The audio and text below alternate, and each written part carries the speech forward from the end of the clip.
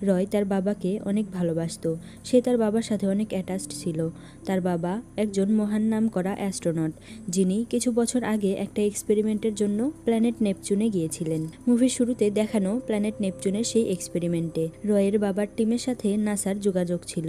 রয়ের বাবা স্পেসের খবর এবং তার গবেষণা নাসাকে নিয়মিত জানিয়ে দিত, কিন্তু 14 বছর পর হঠাৎ নাসার সাথে তাদের যোগাযোগ বিচ্ছিন্ন হয়ে যায়। আর কয়েক বছরের চেষ্টার পরেও নাসা স্পেসে তাদের অবস্থান খুঁজে না পেয়ে পৃথিবীর মানুষের কাছে রয়ের বাবা আর তার পুরো টিমকে মৃত ঘোষণা করে দেয়। এরপর থেকেই রয়ের জীবন আরও বেশি অন্ধকারাচ্ছন্ন হয়ে পড়ে। রয়কে হেডকোয়ার্টার্স থেকে ডাকা হয় আর তাকে জানানো হয় যে ওয়েভসের কারণে তাদের স্পেস স্টেশন ধ্বংস হয়ে গেছে। সেই এনার্জি ওয়েভসগুলো নেপচুন গ্রহ থেকে আসছে, সেই গ্রহ যেখানে আজ থেকে অনেক বছর আগে তার বাবাকে পাঠানো হয়েছিল রিসার্চের জন্য। নাসা থেকে ধারণা করা হচ্ছিল এই এনার্জি ওয়েভস তাদের স্পেস স্টেশন থেকেই তৈরি হচ্ছে, কেননা এটা